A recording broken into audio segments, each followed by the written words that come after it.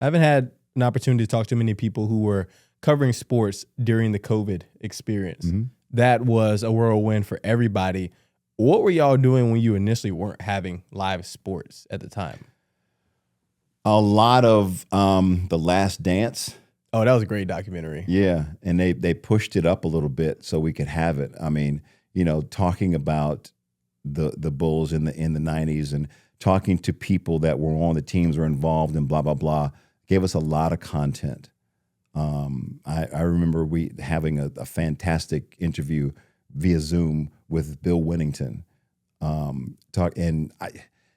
COVID gave us the opportunity to talk to people because there weren't live sports, there weren't highlights per se. So we had a lot of guests. So like when Kareem Abdul-Jabbar came on the show, and I'm like, I'm talking to Kareem Abdul-Jabbar. Oh my God, this is so amazing. Yeah. And I was a huge professional wrestling fan growing up. Whoa. And we had Ric Flair on. I did not know that about you. I'm a huge wrestling fan. My people know. Scratch.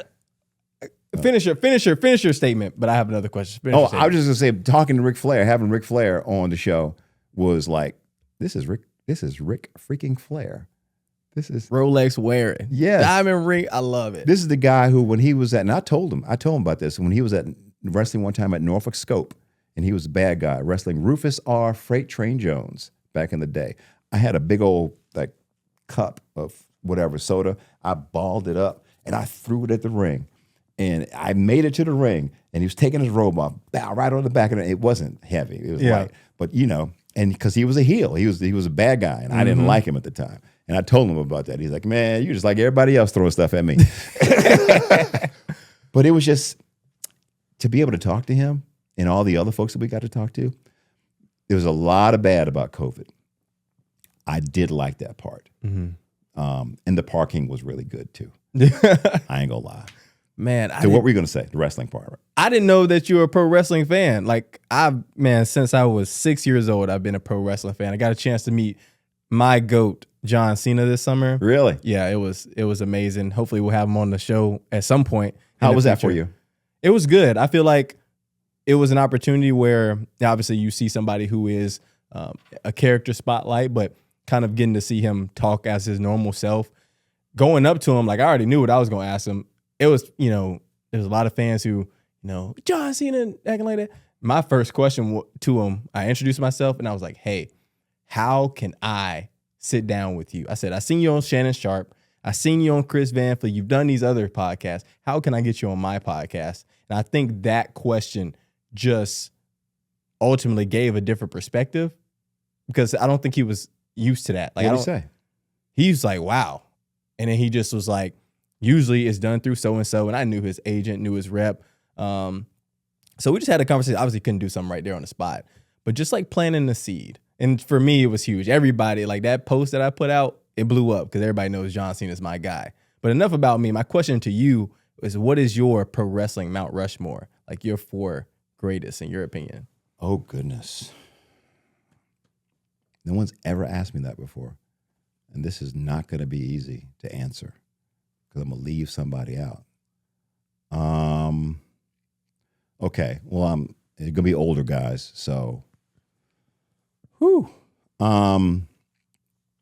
Ric Flair,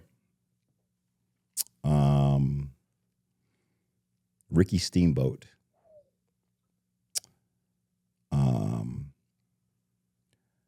grew up in the Mid-Atlantic, so Chief Wahoo McDaniel. Wow. One That's more. It's tough.